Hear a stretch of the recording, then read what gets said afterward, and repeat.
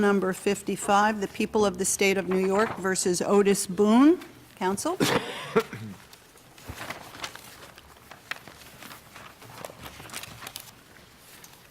afternoon, Your Honors. Skip Lager with Appellate Advocates for Otis Boone. I'd like to reserve 2 minutes, please. 2 minutes, sir? Yes. A simple, straightforward instruction like those adopted by the New York State Task Force, the CJI Committee, and the courts of Massachusetts and New Jersey is the fairest and most effective way to account for cross-racial So, counsel, that identification. task force recommended that this instruction be given when identification is an issue. How would you define an issue?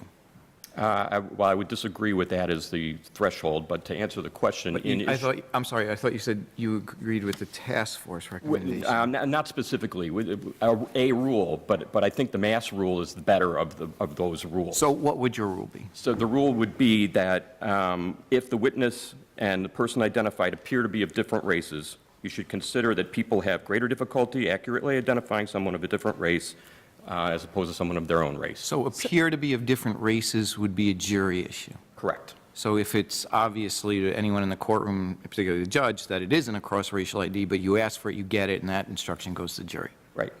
Because Counsel, what is the threshold that you advocate for? If the parties agree that there's no cross-racial identification, that's the threshold. No need for the instruction.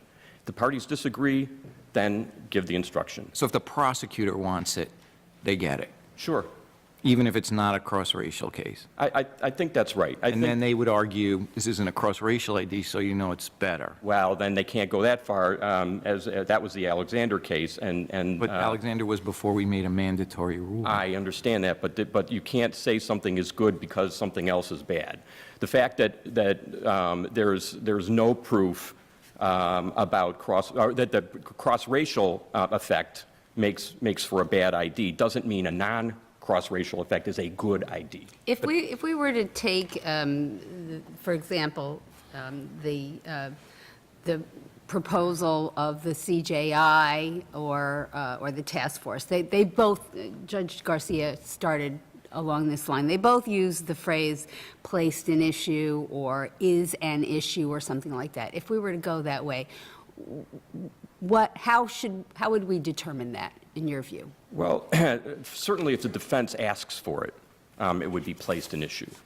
And I think if the court itself, sua sponte, recognizes it, I think it would be an issue. But what would be the basis for the court to recognize it if it wasn't requested? Appearance.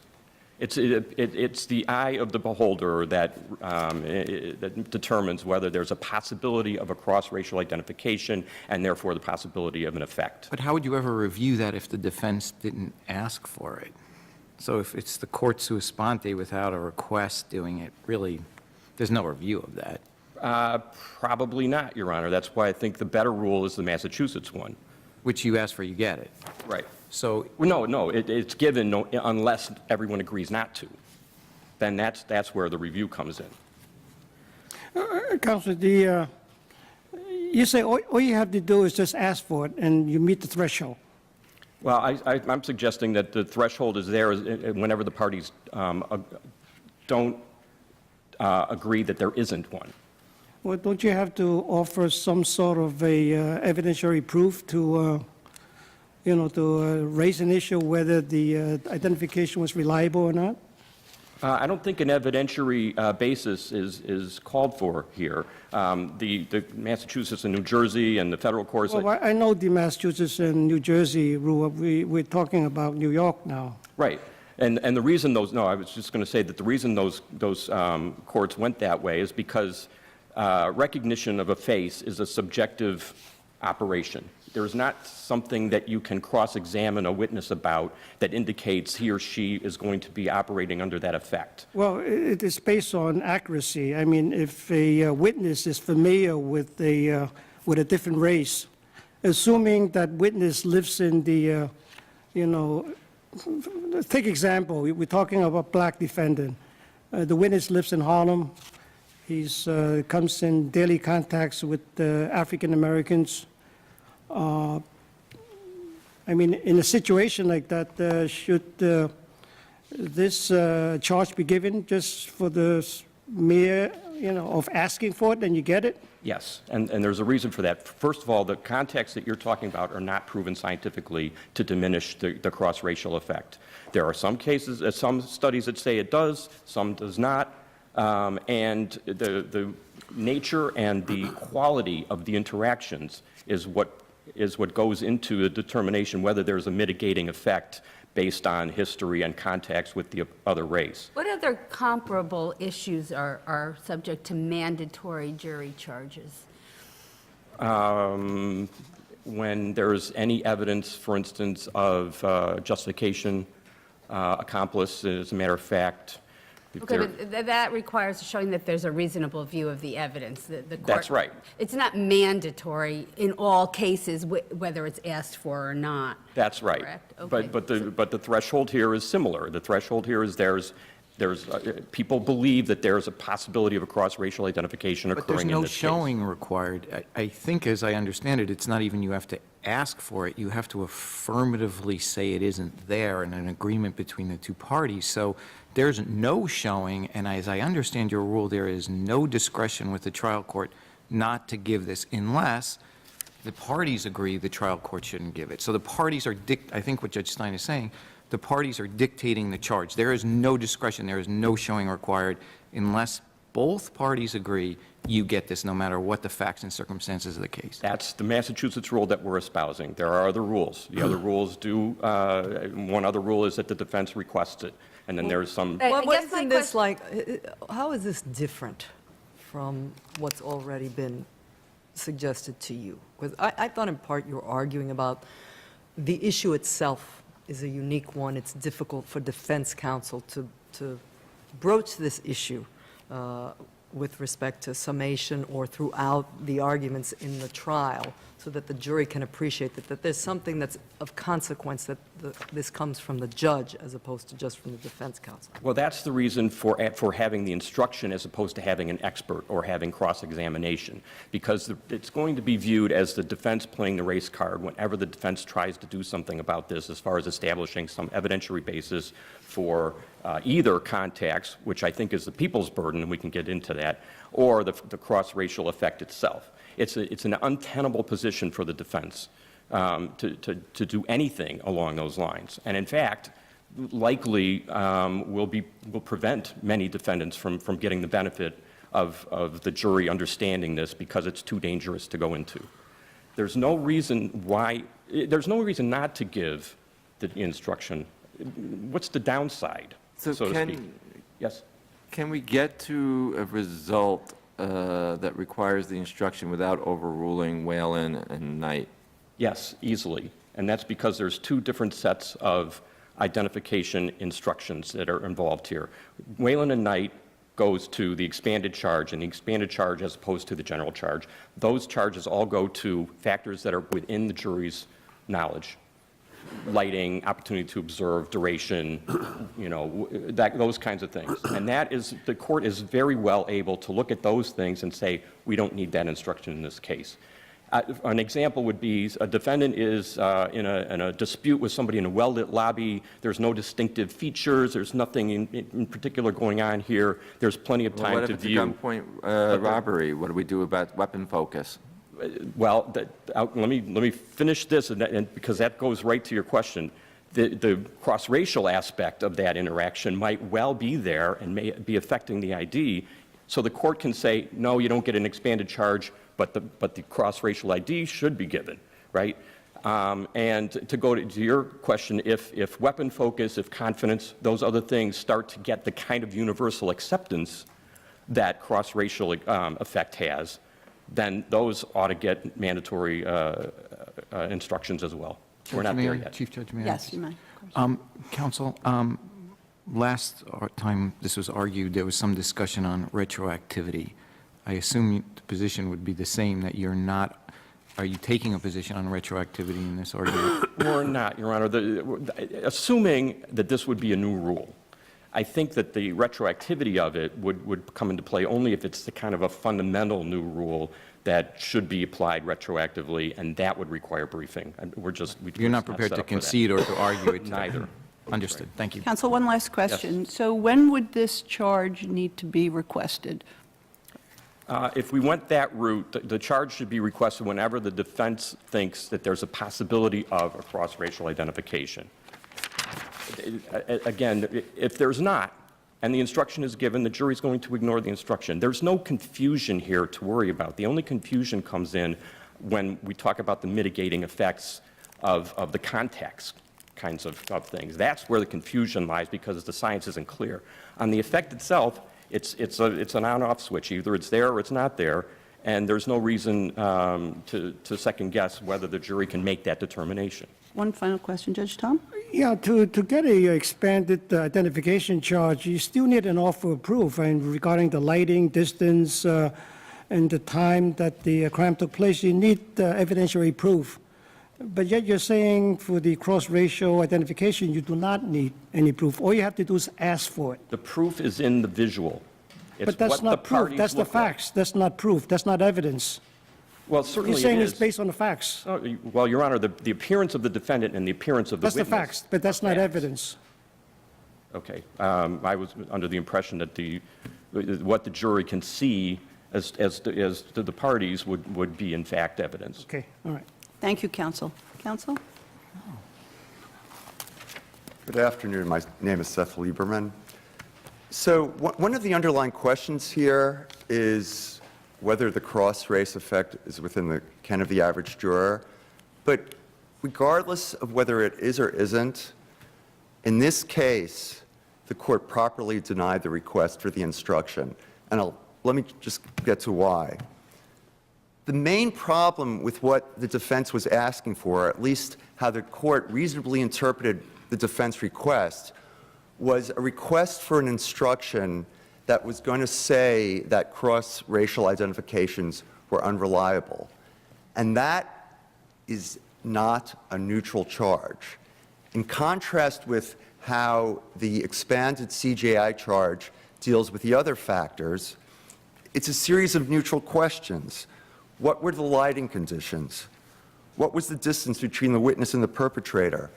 And by asking for a charge that was basically going to tell the jury about cross-racial identifications in a negative fashion, something akin to the CJI cross-racial identification charge, the problem is that that unfairly skews the juror's evaluation of a reliability of identification by leading them to view any cross-racial identification with skepticism. So, this is a proposal. If this court concludes that the cross-race effect is within the ken of the average juror, just the mere existence of the phenomenon, and if this court concludes that Whalen should be overruled and Knight should be overruled, and go even further, and that the failure to even fail to state one of the factors could be reversible error depending on the facts, then it would be error if the instruction would have to be stated in a neutral fashion, something like the first sentence in the CJI cross-racial identification charge, which states, "You may consider whether there is a difference in race between the defendant and the witness who identified the defendant, and if so, whether that difference affected the accuracy of the witness's identification." And that's a neutral charge, but I would... Counsel, assume we agree with you, or we disagree with you on those points, but let's get to what would the standard be, assuming we're going to say, just for the purposes of this argument, that you don't need expert testimony, and this is a charge that can be given along the lines of that or another language in another charge. As I understood the appellant's argument, it was, until the end, I think, that unless there's an agreement, the charge is given. That it isn't you look out and look at the defendant and look at the accusing witness or witnesses. There is no assessment of the facts in the case. It is purely a standard of whether or not the two parties agree it doesn't have to be given. What would your thoughts on that? This would be, something, I think it should be viewed as part of the package of the expanded CJI charge. Consider the lighting, consider the distance, and actually, let's not focus on the same race aspect of it. We could say something like, you may consider what is the race of the defendant and whether the defendant's race affected the ability of the witness who identified the defendant to make an accurate identification. And so the question is not whether it's a cross-racial ID, but whether identification is an issue. So If you- once identification is at issue, then you would view this as part of the standard package of identification questions. Stated neutrally, not as the defense is asking for. I see. Because if the assumption is that it's within the ken of the average juror, you don't have to tell the jurors Right. how to We don't have the analyze expert it. problem. No, we understand that. We understand that. But your argument, just so I have it clear, the charge is, identification is contested in whatever form it's contested. It could be the lighting, could be the time of day, distance, any of those kind of factors, the speed at which the car was moving, whatever. Once it's contested, then you would just simply view this as a simple listing of factors that you could consider, and this would be one of the factors that you would be considered. But you don't think the jury needs to be instructed that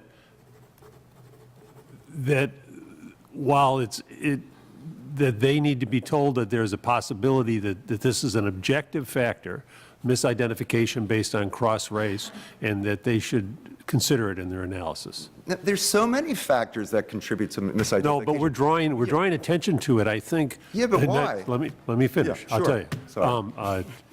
Simply, I think because it's been identified as a problem in creating wrongful convictions, and as a result of that, a charge would then focus on that as a policy matter to try and prevent those wrongful Right, convictions. okay, a couple of things.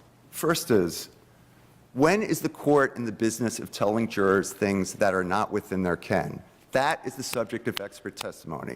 If it's within their ken, they understand how to do it. If you just say, consider race, they should presumably know what to do if it's within their ken. I think you're And right, all and these- that's fair. If the jurors are deciding it, then we don't need to go into the science. Right, and either side can fill in the gaps with expert testimony. But see, counsel, this is where I'm having problems with your argument. There are things that are within the ken and things that are not.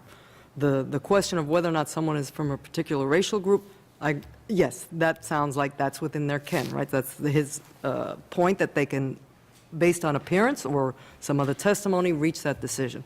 The question of what impact cross-racial identification has on the accuracy of the identification, not the belief by the witness that they're making an accurate, right? An I accurate totally identification. understand what the cross-race effect is. Excuse me, Yes. that is not within the ken. Well, if it's not within the ken. But within the ken, but there may already be enough experience to say that the only way that that can be addressed is through the neutral person in the room, the judge, informing the jury that this may be something they wish to take into consideration because it works against what jurors may already believe.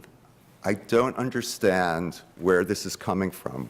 Where is the jurisprudence that says if something's not within the ken of the juror, the court's supposed to tell them what it is? Isn't that always the subject of expert testimony? Should we be having courts telling jurors about rape trauma syndrome, how great DNA evidence is, all these things that we require experts to testify about? You either come to the conclusion that's within the ken. Do you take the position that there is not something unique and different about race and people's cross-racial identifications that perhaps puts this in a different basket from some of the other things that you say are neutral, because race is not neutral? Well, race might be a more sensitive matter, but the things that are within the ken of the juror and the things that aren't within the ken of the juror, those are two separate categories. And the court should not be in the business of telling jurors how to evaluate things that are within their, that are outside their ken. And What about reminding them of something that's in their ken? so if it's in their, okay, Considering yes. the unique aspect of race and what role it plays in the courtroom, Well, and that if- a if defense jurors- counsel cannot easily address these issues. If the court's going to mention it just as one of the tick-offs, lighting, distance, time, race, all neutrally, that's not a problem as long as all of these things are within their ken. All those other factors that are mentioned in the expanded CJI charge are within the ken of the jury and are equally contribute to misidentifications. Because this is really not a extremely complex concept where you have to bring in an expert to educate the jury. I mean, the charge merely states that some people have greater difficulty in accurately identifying members of a different race than they do in identifying members of their own race. I understand. This is a very simple concept. but- It is just explaining, if you're going to look at the lighting, the distance, race, the race should be explained through this charge. It's really not a complex. I understand in the sense that if it's understood by the jurors, if it's within their ken, you don't have to tell them how to analyze it. You're not telling them how to analyze lighting. You're not telling them how to analyze distance, but you're giving undue prominence to race when race might not even be, in most cases, the prominent factor. I think, in fairness, the way I understand the charge, and you bring some legitimate points up, but the way I understand the charge is what we're saying is we want you to be extra careful about this because it's a common canard, a common lie that's told among people that people will say, such and such is of this race and they all look alike. Those are things that are said among people and believed among people. And those common canards can be attacked by saying, now we all know people sometimes say or think these things. Be careful here. Don't do that. But that's not what the charge is saying. And by the way, the whole notion of, I mean, we are living in a rapidly changing society where the amount of intermarriage is increasing. Well, don't you think that even makes it more important? Well, no, actually, it's to focus on the cross-race. Counsel, is it the people's position that there is no cross-racial effect? That is not the people's position, but what the people's position is that just as So then you agree that there is a cross-racial effect? we have constantly in this brief taken that position. But So again, then I'll just ask what counsel asked before. What is the danger that concerns you about the charge? If you agree that there is a cross-racial effect. what is of concern to the people is that it's treating race differently than the other factors. Correct, for numerous reasons. Excuse me? For numerous reasons. But the reasons, if you mention race in a neutral fashion, you permit the jurors to speak about it. You permit the defense or the prosecutor to make arguments about it. You allow for the introduction of expert testimony. And to focus on the cross-race aspect, when there are so many people in this If the people society... acknowledge there is a cross-racial effect, what's the expert testimony you plan to bring in? To say there is no cross-racial effect? No. For one thing, there's been some dispute about the nature of the contacts that might alleviate the cross-race effect. But what I want to say is that there are numerous people that in this society that they have greater difficulty identifying people of their own race than people of another race because they were raised in households and in communities of races other than their own. And those people presumably will have an easier time identifying people of the race of the people in the community they grew up with and the family they grew up with than their own race who might live in another community You that can they bring that up as your argument, so are right? Isn't you that your saying- point? You would bring that up as that would be the But people no, would have the point opportunity to would- present that? The point would be that a neutral instruction that just focuses on, says, consider what the race of the defendant is and whether the race of the defendant had what effect, if any, that had on the witness's ability to make an accurate identification. That kind of neutral instruction would permit arguments on either side. You could introduce evidence about the witness's exposure to either people of their own race or people of the other race, and it becomes like all the other factors which are equally important in the analysis of an identification. Because the charge says you may consider, it's not that you have to consider, it's you may consider. It's a very neutral charge. No, but it's telling them how to look at it. You may. But compare it to how... It's a permissive instruction to the jury. Right, definitely permissive, but again, if it's within the ken of the jurors, why are they being told how to do it. If it's not within the ken, why are they being told What's it at the all part and that not? what's the part that tells them how to do it? Excuse me? What's the part of the instruction that tells them how to do it, whatever the it It is? says, some people have greater difficulty in accurately identifying members of a different race than they do in identifying members of their own race. You agree with that? You said the people agree with that. It's not a question of agreeing or disagreeing. I'm talking about that's not a neutral statement. You could also say, you know, people, when it's dark out, it's really hard to see people and hard to make out their features. When the distance is long, it's really, and if the court goes on and on about all these things, you know what's that? There's so much in the literature of psychology now about framing. If you frame instructions in a different way, it's going to skew how people make decisions. So we want jurors to make fair decisions, present the information to them neutrally so they're not pushed in either direction. Do not tell them things that's not within their ken. If it's within their ken, they know what to do, and just propose it neutrally. Thank you, counsel. Counsel? Counsel, just to follow up on your last answers to Judge Tom, I was a little confused. I thought the rule you were advocating was, unless they agree it's not given, the parties agree, it's given. There's no assessment of what the ID was here. Well, there isn't with respect to the charge being given. Right. What I understood Judge Tom to be asking was what basis would there be for determining whether it applied in a given case. What if the jury comes out and says, you gave us this cross-racial instruction, and why? Oh, we don't see it. Then- What's the instruction you give back? That's the instruction you give back is simply it's up to you to decide whether there is an effect or not. Whether there was a cross-racial identification or not. The beauty of having the jury do it is that if they find that there's very little indication that there's a cross-racial ID, then they're probably also going to find very little effect. If they find there is a cross-racial ID, then they might have more of an effect to talk about. To split it up between the judge and the jury doesn't seem to make sense to me. So is it within the ken? No, I don't think it isn't within the ken. I think about half of the jurors on any given panel are not going to realize that there's a cross-racial effect. Then don't we usually require expert testimony? Yes, we do, unless and there's no need to and do why it is here. that different? Because what would the expert say that's different from the charge?